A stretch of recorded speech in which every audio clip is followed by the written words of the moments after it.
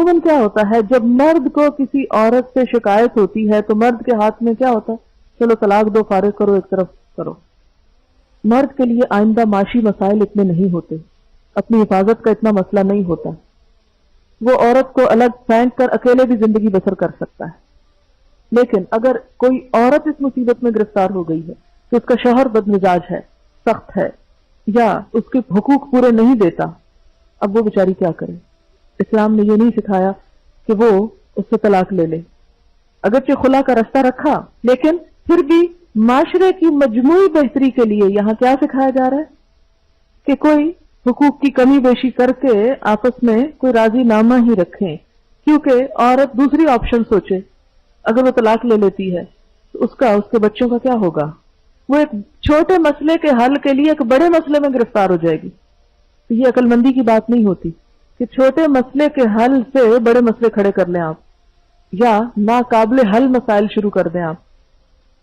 آپ دیکھیں کہ بعض اوقات ہمیں کسی سے چھوٹی سی تکلیف پہنچتی ہے، ہم کیا کرتے ہیں؟ اسے گالی دے ڈالتے ہیں. کیا ہوتا ہے؟ وہ دوسرا 2 دیتا ہے، آپ اسے 1 لگاتے ہیں، وہ 2 مارتا ہے آپ کو، اور نتیجہ کہاں جا پہنچتا ہے. تو بہتر نہیں تھا وہ جو پہلے چھوٹی سی بات تھی اسے کڑوا گھونٹ پی جاتے، صبر کر لیتے. اللہ صبر کرنے والوں سے محبت رکھتا ہے. کسی سے چھوٹی سی تکلیف پہنچی، آپ نے غصے میں بڑا شدید ری ایکشن ظاہر کیا، اب جب آپ اس کو دیکھتے ہیں تو پریشان ہوتے ہیں، شرمندہ ہوتے ہیں، دل میں کڑتے رہتے ہیں، ایک ماحول پلوٹ ہو گیا. کیا پایا آپ نے؟ لیکن اگر آپ اس موقع پہ ضبط کر جاتے، صبر کر جاتے، نتیجہ کیا نکلتا کہ وہ شخص جس نے آپ پہ زیادتی کی وہ بھی شرمندہ ہوتا، اور شاید وہ خود معافی مانگ لیتا کہ میرا قصور تھا، میری زیادتی تھی. لیکن عموماً ہم ایسے مواقع پر کیا کرتے ہیں؟ جواباً شدید ری ایکشن ظاہر کرتے ہیں. وہ وقتی طور پر تو شدید ری ایکشن ہم نے کر لیا، پایا کیا؟ انسان دیکھے حاصل کیا ہوا؟ ہم پاتے نہیں، پھر کھو دیتے ہیں. تو ایسی تمام خواتین جو اپنے شوہروں کے ہاتھوں تنگ ہوں، ان کا یہاں حل بتایا جا رہا ہے کہ وہ تھوڑے سے صبر سے کام لے لیں، تھوڑے سے اپنے حقوق کو جانے دیں. اللہ دیکھ رہا ہے، اللہ اس کا بدلہ ضرور دے گا. اس کا حل صرف یہ نہیں کہ آپ گھر چھوڑ کے بھاگ جائیں یا جواباً شوہر کو پیٹنے لگیں. تو گھر نہ ہو جائے گا، ایک کشتی خانہ ہو جائے گا، ایک دنگل ہو جائے گا.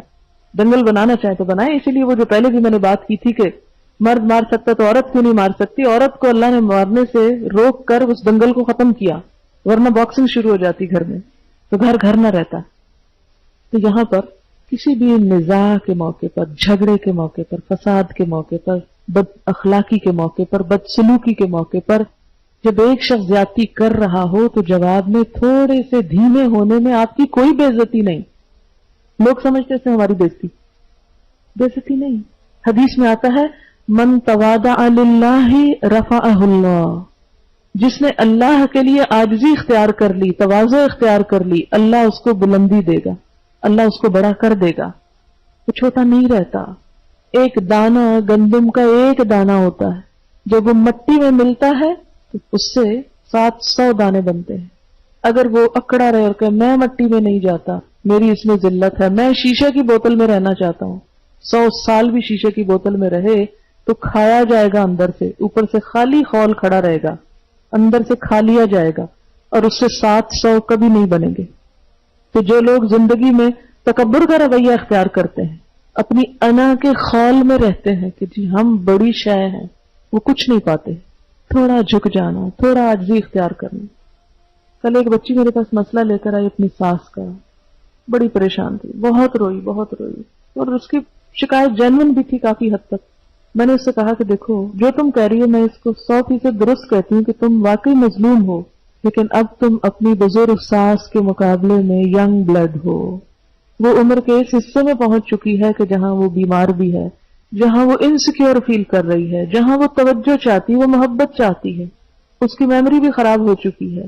اب تم اس سے اگر توقع کرو کہ وہ قربانی کرے، وہ اپنی زیادتیوں کو چھوڑ دے، بی پی اس کا ہائی ہے، بیماریاں اس کو کئی لگ چکی ہیں، وہ بیچاری اپنے آپ سے بیزار بیٹھی اس وقت، اس سے تم کیا قربانی چاہتی ہو؟ اس وقت تمہاری عمر ہے قربانی دینے کی.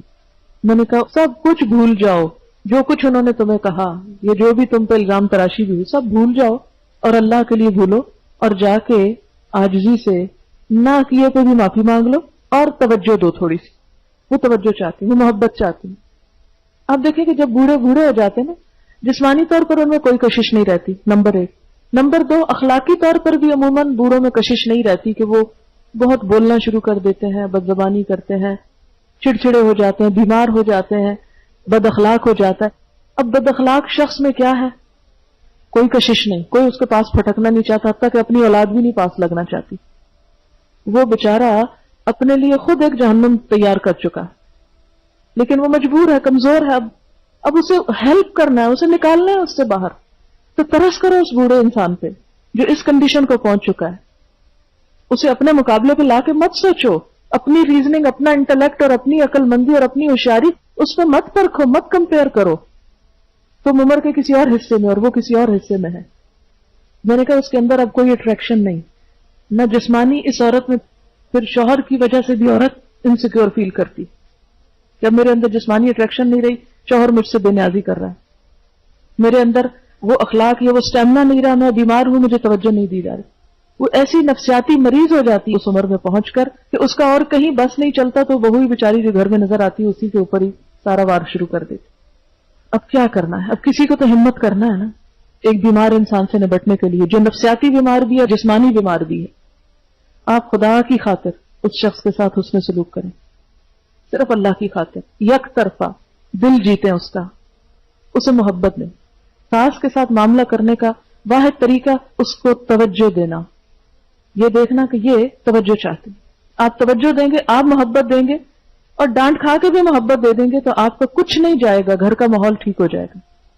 اور جب آپ کھینچا تانی شروع کرتے ہیں، اس نے ایسا کیوں کہا، فلاں موقع پہ ایسا کہا، فلاں جگہ میری یوں بےزتی کر دی، فلانی جگہ یوں بول پڑ، معذور سمجھیں اس کو اور بھلا دیں، ورنہ اس کشمکش کا کچھ نتیجہ نہیں۔ نتیجہ یہ کہ آپ بھی نفسیاتی پاگل ہو جائیں گے۔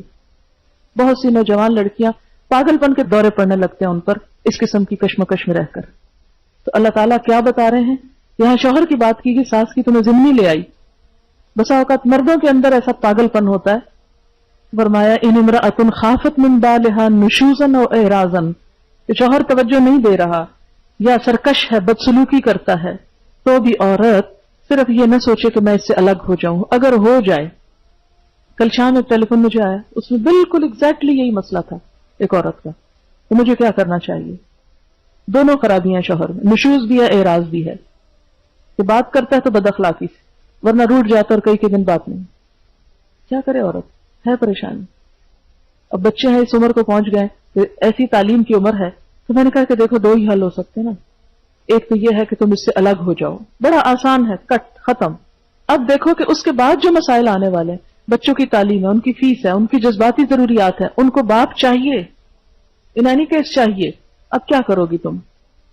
وہ سارے مسائل جو اس مرد کی غیر موجودگی میں پیش آنے والے، اگر وہ زیادہ بڑے ہیں اس بد اخلاقی سے، تو پھر اس پہ صبر کر لو، اور اگر وہ مسائل چھوٹے ہیں تو آگے اللہ تعالیٰ یہ حل بتاتا، پھر الگ ہو جاؤ، مت دلاؤ اپنے آپ کو۔ تو 3 حل بتائے گئے ان آیات میں۔ پہلا حل، فلا جناح علیہما ان یصلحا بینہما صلحا، کوئی حرج نہیں کہ اگر وہ آپس میں اپنے حقوق کی کمی بیشی پر کچھ صلح کر لیں، دونوں طرف سے حکم مقرر کر کے کچھ قربانی کر لیں۔ اور اس میں بھی صرف عورت کو نہیں کہا جا رہا، دونوں کو کہا جا رہا ہے اصلاح کرو۔ والصلح خیر، اصلاح بہتر ہے، صلح بہتر ہے، لیکن صلح کیوں نہیں ہو پاتی؟ وَأُحْضِرَتِ الْأَنفُسُ الشُّحَّ، نفس بخیلی کی طرف زیادہ مائل ہوتے ہیں، خود غرضی۔ شح بخل کی ایک قسم ہے، اور یہ ذرا شدید ہے، خود غرضی کے معنوں میں یہاں ہے، ایسا بخل جس میں ہرس ہو اور عادت بھی بن گیا ہو۔ ہمیشہ آپ دیکھیں گے کہ 2 لوگوں میں اختلاف کی وجہ ہرس ہوتی ہے، ہرس۔ ایک شخص دوسرے شخص کا لحاظ کیے بغیر صرف اپنا مطالبہ پورا کرنا چاہتا ہے، اپنی ضرورت پوری کرنا چاہتا ہے، اپنا فائدہ چاہتا ہے، اور اس ذہنیت سے ایک شخص دوسرے سے غیر مطمئن ہو جاتا ہے۔ تو صحیح مزاج کیا ہے؟ حل کیا ہے؟ کہ دونوں فریق ایک دوسرے کی معذوری کو سمجھیں اور رعایت کریں، دوسرے کو معذور سمجھیں اور معاف کر دیں، کوئی بات نہیں۔ جب پتہ ہے کہ میاں میں یہ کمزوری ہے تو اس کی کمزوری کو، آپ دیکھیں کہ بعض لوگ جسمانی طور پر ہینڈی کیپ ہوتے ہیں، بینائی نہیں، دیکھتے نہیں، اندھا ہے، بازو ٹوٹ گیا، پاؤں لنگڑا ہے، کوئی اور خرابی ہے، تو انسان ان کے ساتھ بھی تو نبھا کر لیتا ہے نا۔ تو کچھ لوگوں کے اندر جسمانی نہیں नफसियाती हैंडीकैप होता है और उसके पीछे एक लंबी हिस्ट्री होती है, बचपन की महरूमियां होती है, कोई जुल्म तशद्दुद होता है, वो लाशऊर में दबता घुटता रहता है और फिर शादी के बाद बीवी पे निकलने का मौका मिल जाता है उसको। बाज बच्चों को मां से अटेंशन नहीं मिलती, वो बीवी से दुगनी अटेंशन चाहते हैं, मां वाली भी चाहते हैं और बीवी वाली भी चाहते हैं। तो बीवी बेचारी क्या करे, अपने बच्चों को अटेंशन दे या मियां जो बच्चा बना हुआ उसको अटेंशन दे? फंस जाती है बेचारी। लेकिन अब हल कोई नहीं, यही समझे कि हैंडीकैप है मियां का, माजूर मियां मिल गया है। जिस्मानी तौर पर माजूर शख्स से हम गुजारा कर लेते हैं तो नफसियाती माजूर से भी थोड़ा गुजारा कर लें, इसकी जजा अल्लाह आपको देगा। आप देखें कि जज्बात की कुर्बानी सबसे बड़ी कुर्बानी है, सबसे बड़ी कुर्बानी। माल की कुर्बानी भी इंसान दे देता है, लेकिन जज्बात की कुर्बानी नामुमकिनात में से होती। क्यों? इसलिए कि मसलन माल है ना, तो एक दफा दिया तो बस गया, खत्म हो गया, भूल गए आप उसको। लेकिन जज्बात जो दिल में बैठा है उसे कैसे निकालें? उसे अपने से काट के अलग कर नहीं सकते ना आप, मुसीबत है। आपका हाथ पांव खराब हो जाता है तो उसके तो काट सकते हैं आप, ये कुछ चीजें ऐसी होती है जिनको आप काट नहीं सकते। तो जहां इंसान जज्बात की कुर्बानी देता है, और थोड़े दिन की बात है ना, बहुत जल्दी चले जाना ये सब कुछ छोड़ के, उसकी कुर्बानी भी, उसकी जजा भी बहुत बड़ी है। इसीलिए कहा ना कि पहलवान वो नहीं जो अपने मद्दे मुकाबिल को हरा दे, पहलवान वो जो गुस्से में अपने आप को हरा दे, अपने आप को कंट्रोल कर ले, उसका दर्जा ज्यादा बड़ा है। फरमाया कि इन सारी जज्बाती कश्मकश के बावजूद क्या करो, सुलह ही कर लो तो अच्छा है। वस्सुल्हु खैर, बड़ी भलाई है सुलह में। वअहतरतल अनफुसुश शुह, लेकिन इतने खुद गर्ज होते हैं, हर इंसान अपना मुतालबा चाहता है। वो कहता है कि मैं क्या करूं, मुझे अटेंशन मिलनी चाहिए, मेरा हक ज्यादा है, मेरी जज्बाती सेटिस्फेक्शन होनी चाहिए। फरमाया अहदरतल अनफुसुश शुह, कोई नहीं, अल्लाह की खातिर थोड़ी सी कुर्बानी करो, हिम्मत करो। व इन तुहसिनो, अगर तुम अच्छा करोगे, एहसान करोगे, वो तत्तकू, और तकवा करोगे, फ़इन्नल्लाह काना बिमा तामलून खबीरा, तो यकीनन अल्लाह तुम्हारे इस तर्ज अमल से बेखबर न होगा। अगर इंसानों ने कदर नहीं की तो कोई बात नहीं, अल्लाह बेकदरी नहीं करेगा, वो इसका सिला कई गुना ज्यादा देगा। अच्छा, हम अमूमन क्या करते हैं, जब कोई मसला हल करना चाहते हैं तो पिछले किस्से छेड़ बैठते हैं। कई दफा ऐसा होता है मियां बीवी आपस में झगड़ते हैं ना, तो पिछली बातें खोदना कुरेदना शुरू कर देते हैं। तो मेरे पास कभी कोई आए मशवरा लेने में, हमेशा उसको समझाती हूँ कि देखो, अगर तुम चाहती हो कि मियां के साथ ताल्लुकात दुरुस्त हो, तो उसकी पिछली सारी गलतियां भूलो, उसको एक का भी एहसास नहीं दिलाना। पिछली कोई बात नहीं करनी, हाँ वो कितनी ज्यादती कर चुका। क्योंकि जब भी उन मियां बीवी के दरमियान कोई झगड़ा होता है, लड़ाई होती, फिर सुलह होती है, फिर एक दूसरे को माफ करने की बात होती, तो माफ करके फिर आप याद करा रहे हैं, ये क्या कर रहे हैं? जिस चीज को आपने किसी की माफ कर दिया, फिर आप उसे क्यों याद करवा रहे हैं कि ये तुमने फलाने मौके पे भी ऐसे किया था? नहीं, उसको बार बार मत छेड़े। जब दफना दिया तो दफन ही रहने दे। वीडियो के नीचे सब्सक्राइब के बटन पे क्लिक करें, बेल के आइकॉन पे क्लिक कीजिए ताकि हर नई वीडियो की नोटिफिकेशन आपको मिल जाए, और थम्स अप का बटन दबाकर इस वीडियो को लाइक करें।